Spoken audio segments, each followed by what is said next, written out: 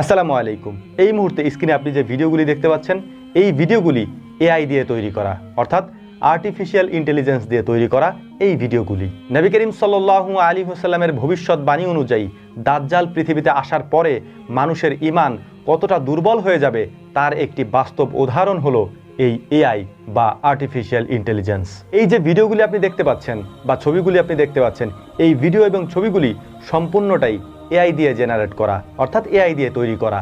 এই সব ছবিগুলি সাধারণ মুসলমানের কাছে যখন পৌঁছায় তখন তারা অবাক হয়ে এই ছবিগুলির নিচে সুবহানাল্লাহ, আলহামদুলিল্লাহ এগুলি লিখতে থাকে। এই ছবিগুলি বা ভিডিওগুলির উপরে যদি কোনো ইসলামিক টাইটেল দিয়ে দেওয়া হয় তাহলে সেটা আরও বহুগুণে বেড়ে যায় সুবহানাল্লাহ, আলহামদুলিল্লাহ বলার প্রবণতা।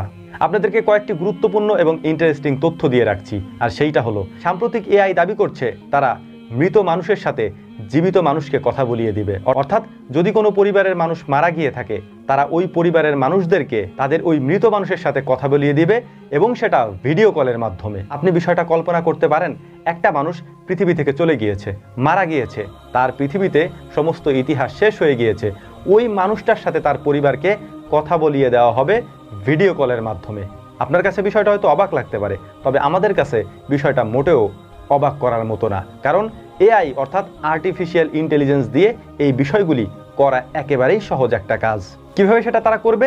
এই ভিডিও কলের মাধ্যমে মৃত মানুষের সাথে জীবিত মানুষদেরকে কিভাবে কথা বলিয়ে দেওয়া হবে তার ছোট্ট একটা নমুনা আমি আপনাদের সামনে উপস্থাপন করছি। এআইকে যদি আপনি কোনো ছবি দেন, এআই ওই ছবি অনুযায়ী ছোট্ট একটা ভিডিও আপনাকে তৈরি করে দিতে পারে। যদি আপনি তাকে বলেন, ডিসক্রাইব করেন যে ওই ভিডিওতে এই কথাগুলি সে বলবে, তাহলে এআই ওই ব্যক্তির মাধ্যমে ওই কথাগুলিও আপনাকে বলাবে। অর্থাৎ এটা যদি এখনই হতে পারে তাহলে 1-2 বছর পরে এআই দ্বারা মৃত মানুষের ছবি দিয়ে ভিডিও কল করে আপনাকে সেটা দেখানো হতে পারে। এটা অবাক করার মতো কোনো বিষয় হবে না তখন। তবে এখানে সবথেকে গুরুত্বপূর্ণ একটা বিষয় আমি আপনাদেরকে জানিয়ে রাখি, নবী করিম সাল্লাল্লাহু আলাইহি ওয়াসাল্লাম আজ থেকে 1430 বছর আগে একথা বলে গিয়েছেন, দাজ্জাল পৃথিবীতে আসার পর খুব সহজেই দাজ্জাল মানুষের ঈমান ছিনিয়ে নেবে। সেটা কিভাবে? দাজ্জাল মানুষকে বলবে, আমি মৃত মানুষকে জীবিত করে দেখাবো। ঠিক একইভাবে এআই বলছে, আমরা মৃত মানুষকে জীবিত করে তাদের সাথে তোমাদেরকে ভিডিও কলে কথা বলিয়ে দেব। এখন দাজ্জাল আপনি মনে করতে পারেন যে একজন ব্যক্তি আপনার সামনে এসে কথাগুলি বলবে, বিষয়টা এরকমটা নাও হতে পারে। দাজ্জাল একটা ফিতনার নাম। এই ফিতনাটা হয়তো এই এআইয়ের মাধ্যমেও হতে পারে। যেমনটা এআইয়ের মাধ্যমে বিভিন্ন ভিডিও, বিভিন্ন ছবি আমাদের সামনে ভিডিও আকারে প্রকাশ করা হচ্ছে, আমরা যেমনটা তাদেরকে দেখতে চাচ্ছি তারা ঠিক তেমনটাই বানিয়ে দিচ্ছে। এই বিষয়গুলি মোটেও কম গুরুত্বের বিষয় না। শেষ জামানায় মানুষের সামনে দাজ্জাল এসে যদি বলে যে আমি তোমার পরিবারের কাউকে জীবিত করে তোমার সামনে নিয়ে আসব, তখন আপনি হয়তো অবাক হবেন, এটা কিভাবে সম্ভব। যেমনটা আপনি এখন অবাক হচ্ছেন, এআই যদি আপনাকে বলে যে তোমার পরিবারের মৃত ব্যক্তিকে তোমার সাথে আমরা ভিডিও কলে কথা বলিয়ে দেব, তাহলে যেমন আপনি অবাক হবেন, হয়তো তখনও আপনি অবাক হবেন, কিন্তু এটা বাস্তব, এটা সত্য। নবী করিম সাল্লাল্লাহু আলাইহি ওয়াসাল্লাম তাদের ব্যাপারে যেমন ভবিষ্যৎবাণী করে গিয়েছেন, যেমনটা এআইয়ের মাধ্যমে বর্তমানে ঘটছে, এটার মাধ্যমে বিশ্লেষকরা মনে করছেন, ইসলামী স্কলাররা মনে করছেন এআই একটা ফিতনার নাম, যেই ফিতনা দিয়ে মানুষের ঈমান খুব সহজেই গ্রাস করে নেওয়া যায়। এখন অনেকেই বলবেন এটা তো একটা টেকনোলজি, তাহলে আমাদের করণীয় কি? করণীয় একটাই, আপনি ইসলামের পথে অবিচল থাকুন এবং নবী করিম সাল্লাল্লাহু আলাইহি ওয়াসাল্লামের দেখানো পথ অনুসরণ করুন।